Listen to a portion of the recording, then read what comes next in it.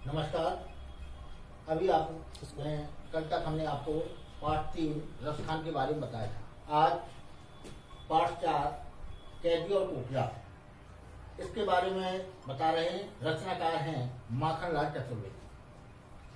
राष्ट्रकवि माखनलाल चतुर्वेदी का जन्म मध्य प्रदेश के होशंगाबाद जिले के बाबई नामक गांव में सन 1889 ईस्वी में हुआ। मात्र 16 वर्ष की अवस्था में वे शिक्षक बने। बाद में अध्यापन कार्य छोड़कर उन्होंने प्रभा पत्रिका का संपादन शुरू किया। वे देशभक्त कवि एवं प्रखर पत्रकार भी थे। उन्होंने कर्मवीर और प्रताप का भी संपादन किया। सन 1968 में उनका देहांत हो गया। तो उनकी लिखी हुई उन्होंने कैदी और कोकिला नामक ये रचना की है। इसमें ब्रितानी उपनिवेशवाद के शोषण तंत्र का बारीक विश्लेषण करती प्रस्तुत कविता कैदी और कोकिला अत्यंत लोकप्रिय है। यह कविता भारतीय स्वाधीनता संग्राम सेनानियों के साथ जेल में किए गए दुर्व्यवहारों और यातनाओं का मार्मिक साक्ष्य प्रस्तुत करती है। कवि जेल में एकाकी और उदास है। कोयल से अपने मन का दुख, असंतोष और अंग्रेजी शासन के प्रति अपने आक्रोश को व्यक्त करते हुए वह कहता है कि यह समय मधुर गीत गाने का नहीं। हे कोयल, मधुर स्वर से मत गाओ, क्योंकि ये समय ऐसा नहीं है कि हम मधुर गीत सुन सकें, बल्कि मुक्ति का गीत सुनाने का है। अर्थात ऐसा सुनाओ कि हम अंग्रेजी की गुलामी से मुक्त हो जाए, वो गीत सुनाओ। कवि को लगता है कि कोयल भी पूरे देश को एक कारागार के रूप में देखने लगी, इसीलिए अर्धरात्रि में चीख उठी, क्या गाती हो। तो कवि ने, जो स्वयं जेल में बंद है, उस समय कोयल की आवाज को सुनकर कहा, क्यों रह जाती हो कोयल, बोलो तो। हे कोयल, गाते गाते अचानक तुम क्यों रुक जाती हो, कुछ बताओ। क्या लाती हो? क्या कोई संदेशा लाती हो? संदेशा किसका है और ये संदेश किसका है? किसने ये संदेश मुझे भेजा है जिसके कारण तुम मुझे बतला रही हो? कोकिल बोलो तो। हे कोयल, कुछ बोलो। ऊंची काली दीवारों के घेरे में, डाकू चोरों बटमारों के घेरे, मैं इस समय ऊंची काली दीवारों अर्थात जेल खाने में बंद हूं, जिसकी चारों ओर काली काली मोटी ऊंची दीवारें घिरी हैं, और जहां पर डाकू चोर बटमार कहलाते हैं, जो रास्ते चलते हुए यात्रियों को लूटते हैं। तो डाकू चोर और इन जेब कतरों के बीच में मैं कैद हूं, अर्थात जहां कोई भी सभ्य व्यक्ति नहीं है, अर्थात जहां पर बुरे व्यवहार वाले व्यक्ति ही बंद रहते हैं, ऐसे जेल खाने में मैं बंद हूं। जीने को देते नहीं पेट भर खाना, मरने भी देते नहीं तड़प रहता। तो ऐसे माहौल में न तो मैं जी सकता हूं और न मर सकता हूं, अर्थात मेरा यहाँ रहना बहुत मुश्किल हो गया है, और पेट भर खाना मुझे भी प्राप्त नहीं होता। दिन में जब भी कभी आए तो थोड़ा सा खाना मिल जाता है, जिसके कारण केवल मैं जीवित रहता हूँ।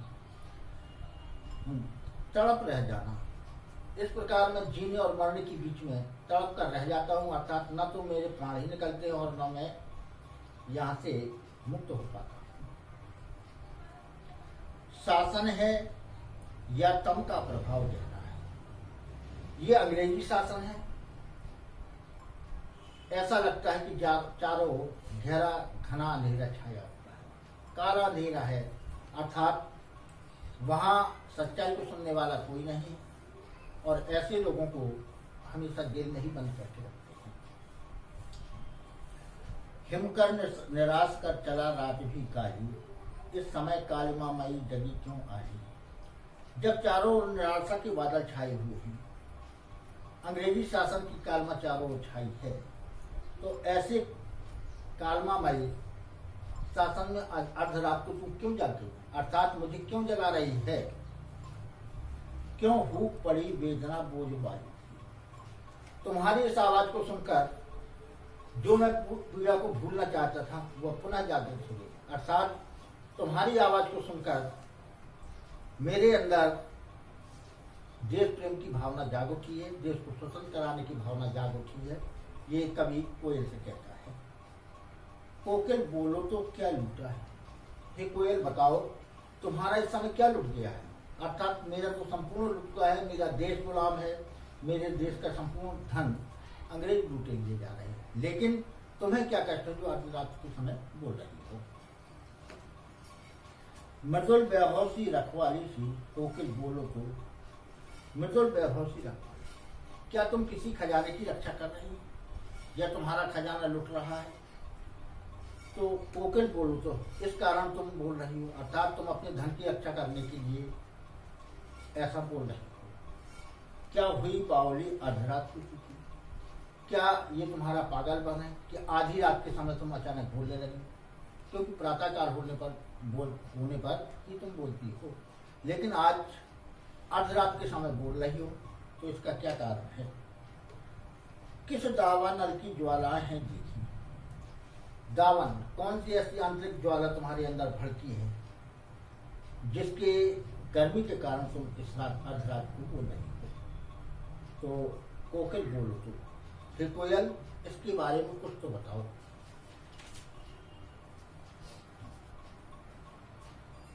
क्या देख न सकती जंजीरों का कहना। इन पंक्तियों में निहित व्यंग कथन के माध्यम से कवि ने कोयल को उलाहना देते हुए कहा है कि अंग्रेजी शासन द्वारा भारतीयों पर हो रहे अत्याचार के बारे में वर्णन किया है कि क्या देख न सकती जंजीरों का गहना, हथकड़ियों क्यों यह ब्रिटिश राज का गहना। कोयल क्या तुम्हें हमारे शरीर पर पड़ी हुई जंजीरों के गहने नहीं दिखाई दे रहे। अर्थात मैं जंजीरों में जकड़ा हुआ हूँ जो लोहे की और काले रंग की। ये हथकड़ियां नहीं हैं, अरे ये तो अंग्रेजी शासन के गहने, अर्थात अंग्रेजी शासन में जो हमें गहने पहनाए गए हैं वो हथकड़ियां नहीं बल्कि हमारे हाथों में लोहे के गहने यानी गहने रूपी चूड़े पहनाए गए हैं। कोलू चलाने से निकली चरखों की आवाज ही अब हमारे जीवन की तान बन गई। कवि कहता है कि कोलू का चरखू जीवन की तान मिट्टी पर उंगलियों के लिखेगा। अब जो हम यहाँ दिन भर कैदियों को कोलू चलाते हुए देखते हैं उसकी आवाज मेरे कानों में बज होती है, और गिट्टी फावड़े जिनसे ये अंग्रेज मजदूरी कराते हैं उसकी आवाज ही अब मेरे कानों में भर चुकी है। हूँ मोट खींचता लगा पेट पर जुआ, खाली करता हूँ ब्रिटिश अकड़ कर कुआं। जेल के कुओं में पानी खींचने वाले मोट भी पेट भरकर जुआ बांधकर हम ही चलाते हैं। मोट कहलाता है पानी भरने का बर्तन, जिसे कलश भी कहते हैं, चमड़े का बना हुआ होता है जिससे कुएं में भरकर बाहर निकाला जाता है। तो जेल के कुओं में पानी खींचने वाले मोट भी पेट पर जुआ बांधकर हम ही चलाते हैं। अर्थात जहर चलाने के लिए बैलों की आवश्यकता होती है, तो बैलों की जगह अब हम उसी जुआ अपने स्थान पर बांधकर, यानी जहाँ जुआ कहलाता है लकड़ी का बना हुआ है जिस बैलों के कंधे पर रखा जाता है, लेकिन उसे हम अपने पेट पर बांधकर उसको खींचते हैं, तब वो पानी हमें प्राप्त होता है। और अंग्रेजों के शासन की अकड़ रूपी जल से भरे हुए कुएं को खाली करते हैं। अर्थात वो हमसे काम भी कराते हैं, फिर भी हम देश प्रेम की भावना नहीं छोड़ते, अर्थात अपने शान से उनके उस दुर्व्यवहार को भी सहन कर जाते हैं और उनकी सत्ता को कमजोर करने के लिए हम कभी भी निराश नहीं होते। तुम भी तो दिन में करुणा क्यों जगे रुलाने वाली, इसलिए रात में गजब ढा रही आली माने सखी। तो कोयल को सखी रूप में कहते हैं। तुम भी हमारे ऊपर हो रहे अत्याचार को देखकर दिन में इसलिए नहीं होती कि शायद हमारे भीतर कष्टों को झेलने के विषय में सोचकर करना पड़े। यानी दिन के समय हमारे शरीर पर क्या कष्ट होते हैं। अंग्रेज लोग हमारे ऊपर कितने कोड़े बरसाते हैं। तो दिन में शायद तुम इस कारण नहीं बोलती कि कहीं हमारे कष्ट को देखकर तुम्हारे मन में दया न उमड़, इसलिए तुम रात में ही सुना रही हो। मुझे यह अजब अमानवीय संदेश और व्यथा, अर्थात भारतीय लोगों को कितना कष्ट दिया जा रहा है। अंग्रेज को उनमें जरा भी दिलचस्पी नहीं है, अर्थात वो जानवरों के समान भारतीयों से व्यवहार करते हैं। और यही कष्ट सुनाने के लिए तुम मेरे पास आई हो और रात के समय बोल रही हो। अब खंड तीसरा, काली तू रजनी भी काली। कवि कोयल को संबोधित करते हुए कहता है कि आधी रात में जबकि चारों ओर शांति शांति है, अर्थात सभी लोग सोए हुए हैं, अबाध निबिड़ अंधकार और गहन नीवरता छाई हुई, चारों गहरा घना अंधकार है और चारों ओर शांति व्याप्त है। तू बोलती है तो ऐसा लगता है जैसे शांत अंधकार को भेजती हुई डोराई। अर्धरात के समय तुम्हारी बोली इस प्रकार प्रतीत होती है जैसे रात के समय कोई रोने की आवाज सुनाई, अर्थात तुम भी हमारे कष्टों के कारण रो रही हो। कवि कोयल से कहता है, काली तू रजनी भी काली। हे कोयल, मुझे बताओ कि तुम अपने गान के माध्यम से इतने माधुर्य पूर्वक शासन के प्रति विद्रोह के बीच क्यों बोल रही हो, अर्थात विद्रोह भावना को क्यों जागृत कर रही हो। अर्थात काली तू रजनी भी काली, तुम्हारा काला रंग है और रात का रंग भी काला है, शासन की करनी भी काली, और ब्रिटिश लोग अंग्रेज लोग जो कार्य कर रहे हैं वो भी काले हैं, अर्थात अमानवीय व्यवहार कर रहे हैं। काली लहर कल्पना काली मेरी काल की, काली लहर, चारों ओर अंग्रेजी शासन की लहर छाई हुई है, कल्पना काली, और उनकी कल्पना भी हम लोगों के विरुद्ध है, अर्थात बिल्कुल काली है, जो निर्दोष लोगों को जेल में भर रही। तो मेरी काल कोठरी काली, मेरी एक जेल खाना भी काले रंग का बना हुआ है।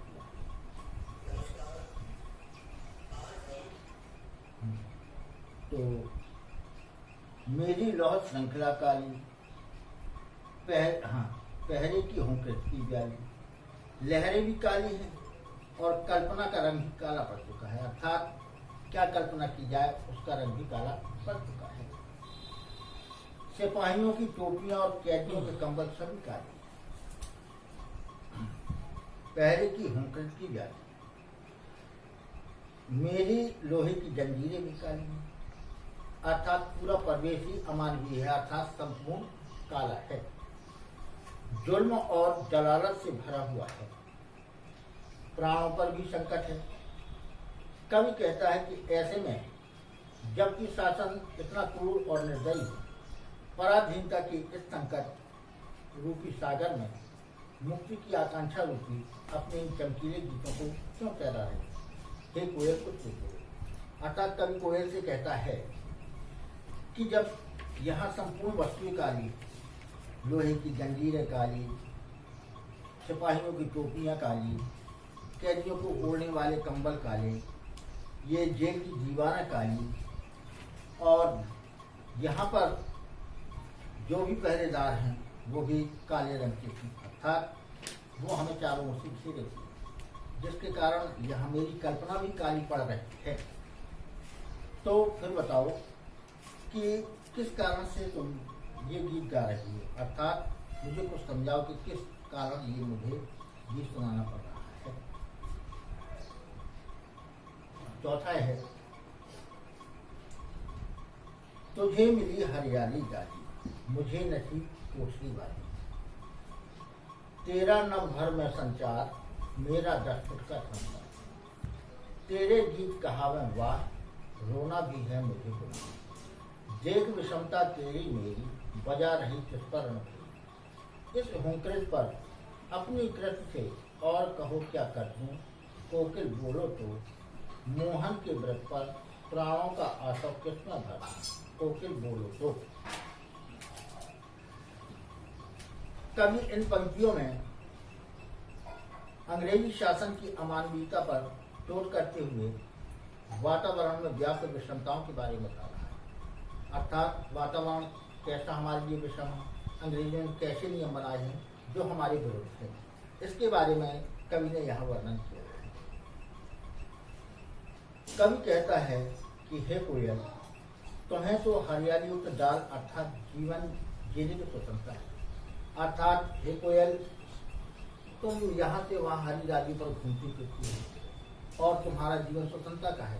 तुम कहीं भी जा सकती हो, आ सकती हो और इसी कारण मधुर गीत गाती हो।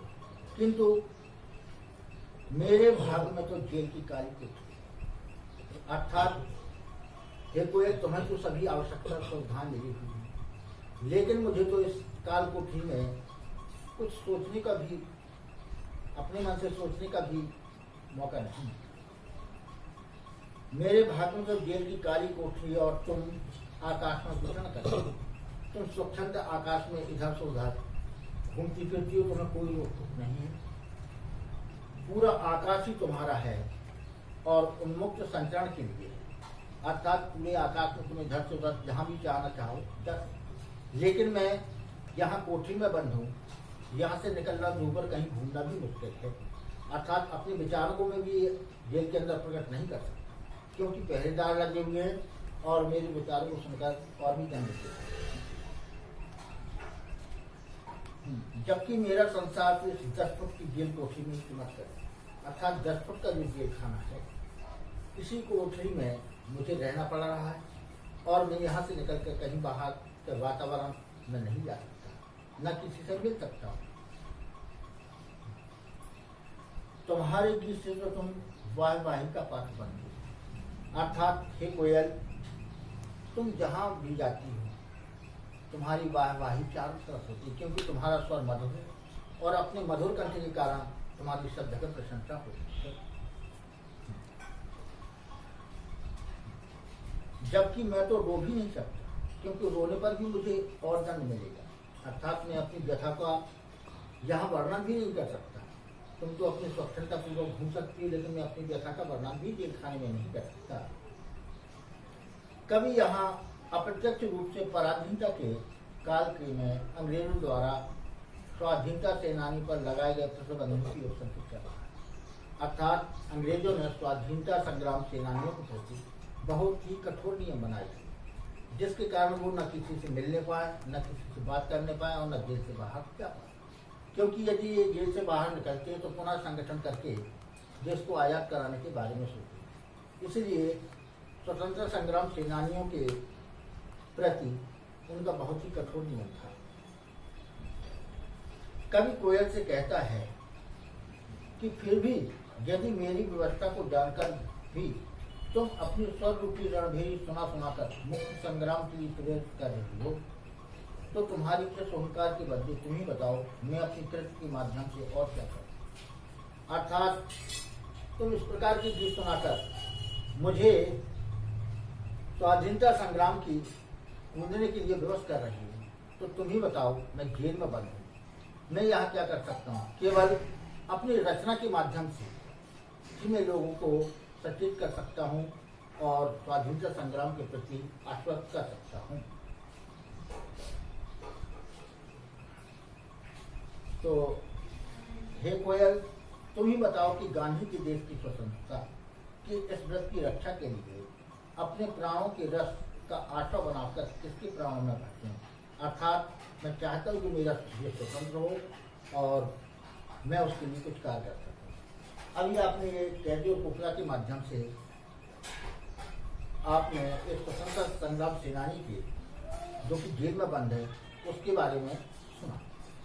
अब इसी में प्रश्न है, प्रश्न नंबर 1, कोयल की कूक सुनकर कवि की क्या प्रतिक्रिया होती है। उत्तर है, कोयल की कूक सुनकर कवि को लगा कि जैसे वह किसी का संदेशा लाई है, इसलिए कवि उससे कहता है कि तुम रह रहकर चुप क्यों हो जाती हो, ये कोयल बोल दो। प्रश्न नंबर 2, कवि ने कोकिल के बोलने के कारण किन किन कारणों की संभावना बताई है? उत्तर, कवि ने कोकिल के बोलने के कारणों की संभावना बताते हुए कहा है कि कोयल शायद को कोई संदेशा लाई हो, अथवा किसी दावा नल की ज्वाला उसने देखी है, या मधुर विद्रोह बीज बोने के लिए अथवा अंग्रेजी शासन से मुक्ति के लिए रणभेरी बजाती हुई थी, वह बोली थी। प्रश्न नंबर 3, किस शासन की तुलना तम के प्रभाव से की गई है और क्यों? उत्तर है, अंग्रेजी शासन की तुलना तम के प्रभाव से की गई, क्योंकि अंधेरा काला होता है और उसके प्रभाव के कारण कुछ नहीं दिखता। अंग्रेजों की गुलामी और उनके यंत्रणा मूलक शासन से भारत को मुक्ति का कोई मार्ग तत्कालीन परिस्थिति में नहीं सूझ रहा था। इसी कारण कवि ने अंग्रेजों की शासन की तुलना तम के प्रभाव से की है। प्रश्न नंबर 4, कविता के आधार पर पराधीन भारत की जेलों में दी जाने वाली यंत्रणाओं का वर्णन कीजिए। उत्तर है, पराधीन भारत की जेलों में भारतीय स्वतंत्रता संग्राम सेनानियों की अनेक अमानवीय यंत्रणाएं और दारों कष्ट दिए जाते थे। उन्हें सामान्य रूप से अवांछनीय तत्वों के साथ रखा जाता था, अर्थात चोर, डाकुओं या तत्वों के साथ रखा जाता था।